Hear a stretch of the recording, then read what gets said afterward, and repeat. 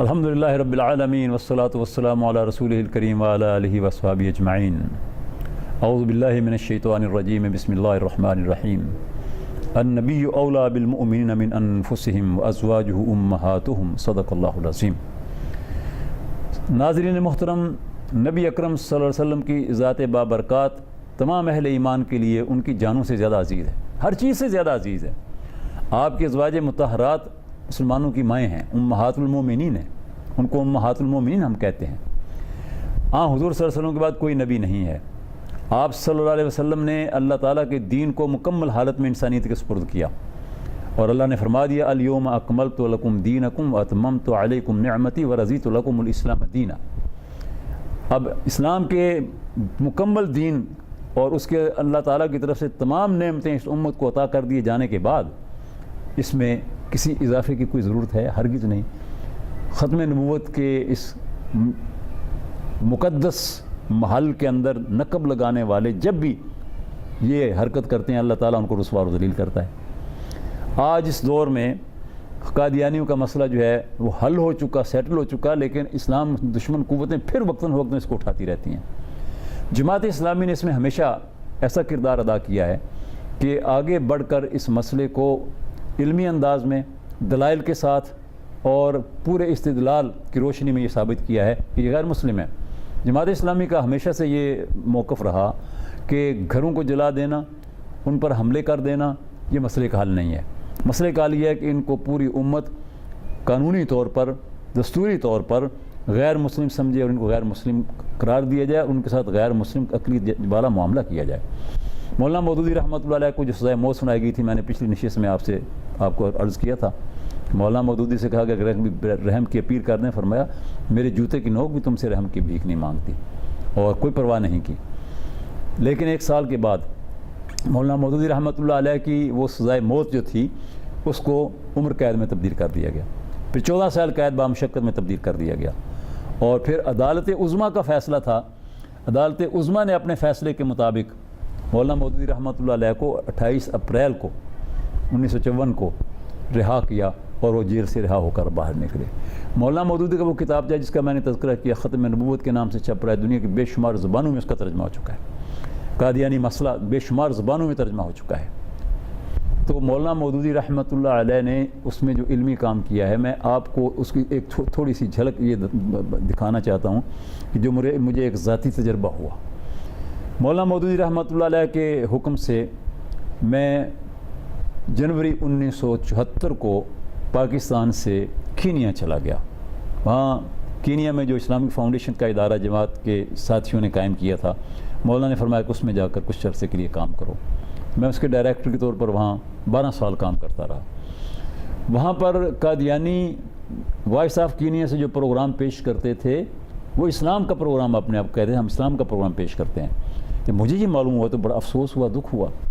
میں نے وہاں کے چیف قاضی جناب شیخ عبداللہ صالح فارسی رحمۃ اللہ علیہ سے بات کی، اور دیگر ہمارے جو فاؤنڈیشن کے ساتھی تھے ان سب نے بھی ان کو اس حوالے سے متوجہ کیا۔ تو انہوں نے وزارت انفارمیشن کو فوری طور پر اس حوالے سے یہ حکم دیا کہ قادیانیوں کے پروگرام اسلام کے بارے میں یہ ممنوع ہیں، یہ مسلمان نہیں ہیں۔ تو ہمارا پروگرام جو ہے اسلام کے بارے میں وہ شروع ہوا، اور الحمدللہ وہ پروگرام چلتا رہا۔ قادیانیوں کے جو وہاں لیڈر تھے، ان کے مبلغ تھے، ان کے مشنری تھے، ان کا نام تھا شیخ مبارک احمد۔ شیخ مبارک احمد میرے دفتر میں آئے اور اس نے آ کر میرے ساتھ بڑا طویل مباحثہ کیا۔ میں نے کہا میں مباحثہ نہیں کروں گا آپ کے ساتھ، میں آپ سے یہ کہتا ہوں کہ آپ مرزا کے جو ملفوظات ہیں ان کو سامنے رکھ لیں، اور اس کے اوپر ہم گفتگو کرتے ہیں کہ کیا یہ زبان کسی شریف آدمی کی زبان ہو سکتی ہے۔ اس نے ادھر ادھر کی باتیں کرنا شروع کی۔